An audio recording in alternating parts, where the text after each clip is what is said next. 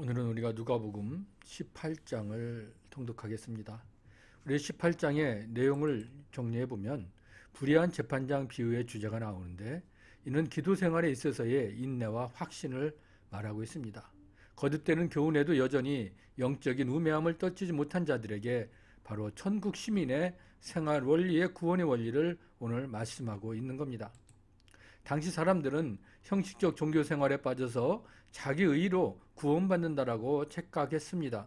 그러나 구원은 인간의 노력이 아니라 오직 하나님의 능력에서 온다는 것을 알아야 될 것입니다. 그러면 누가복음 18장을 같이 통독합니다.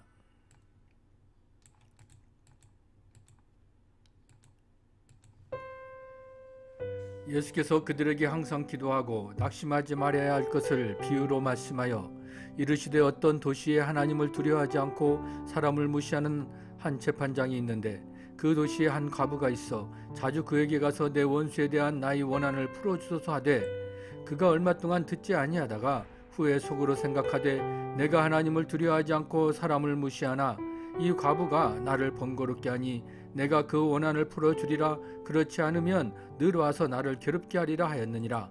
주께서 또 이르시되, 불의한 재판장이 말한 것을 들으라. 하물며 하나님께서 그 밤낮 부르짖는 택하신 자들의 원한을 풀어주지 아니하시겠느냐? 그들에게 오래 참으시겠느냐?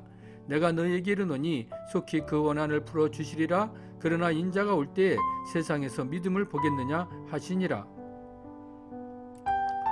또 자기를 의롭다고 믿고 다른 사람을 멸시하는 자들에게 이 비유로 말씀하시되, 두 사람이 기도하러 성전에 올라가니 하나는 바리새인이요 하나는 세리라. 바리새인은 서서 따로 기도하여 이르되, 하나님이여, 나는 다른 사람들 곧 토색, 불의, 간음을 하는 자들과 같지 아니하고 이 세리와도 같지 아니함을 감사하나이다.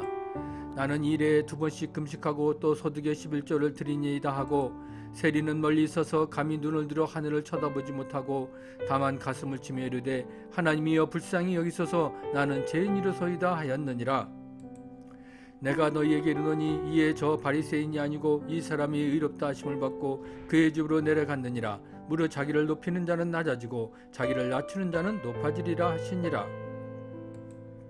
사람들이 예수께서 만져주심을 바라고 자기 어린아이를 데리고 오매 제자들이 보고 꾸짖거늘, 예수께서 그 어린아이들을 불러 가까이 하시고 이르시되, 어린아이들이 내게 오는 것을 용납하고 금하지 말라. 하나님의 나라가 이런 자의 것이니라. 내가 진실로 너희에게 이르노니 누구든지 하나님의 나라를 어린아이와 같이 받아들이지 않는 자는 결단코 거기 들어가지 못하리라 하시니라. 어떤 관리가 물어 이르되, 선한 선생님이여, 내가 무엇을 하여야 영생을 얻으리까? 예수께서 이르시되, 내가 어찌하여 나를 선하다 일컫느냐? 하나님 한 분 외에는 선한 이가 없느니라. 내가 계명을 안 하니 간음하지 말라, 살인하지 말라, 도둑질하지 말라, 거짓 증언하지 말라, 내 부모를 공경하라 하였느니라.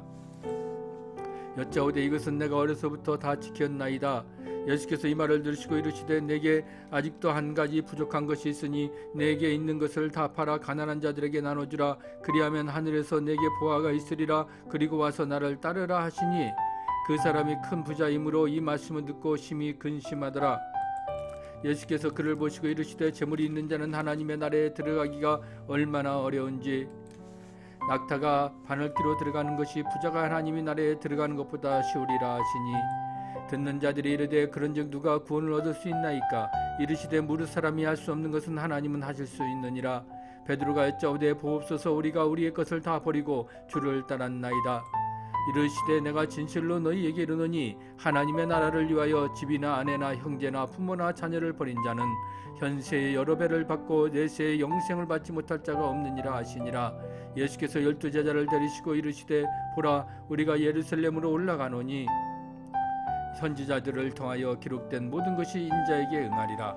인자가 이방인들에게 넘겨져 희롱을 당하고 능욕을 당하고 침뱉음을 당하겠으며 그들은 채찍질하고 그를 죽일 것이나 그는 3일 만에 살아나리라 하시되, 제자들이 이것들을 하나도 깨닫지 못하였으니 그 말씀이 감추었으므로 그들이 그 이르신 바를 알지 못하였더라. 여리고에 가까이 가셨을 때 한 맹인이 길가에 앉아 구걸하다가 무리가 지나감을 듣고 이 무슨 일이냐고 물은데, 그들이 나사렛 예수께서 지나가신다 하니 맹인이 외쳐 이르되 다윗의 자손 예수여 나를 불쌍히 여기소서 하거늘 앞서가는 자들이 그를 꾸짖어 잠잠하라 하되 그가 더욱 크게 소리질러 다윗의 자손이여 나를 불쌍히 여기소서 하는지라. 예수께서 머물러 서서 명하여 데려오라 하셨더니 그가 가까이 오매 물어 이르시되 내게 무엇을 하여 주기를 원하느냐. 이르되 주여 보기를 원하나이다.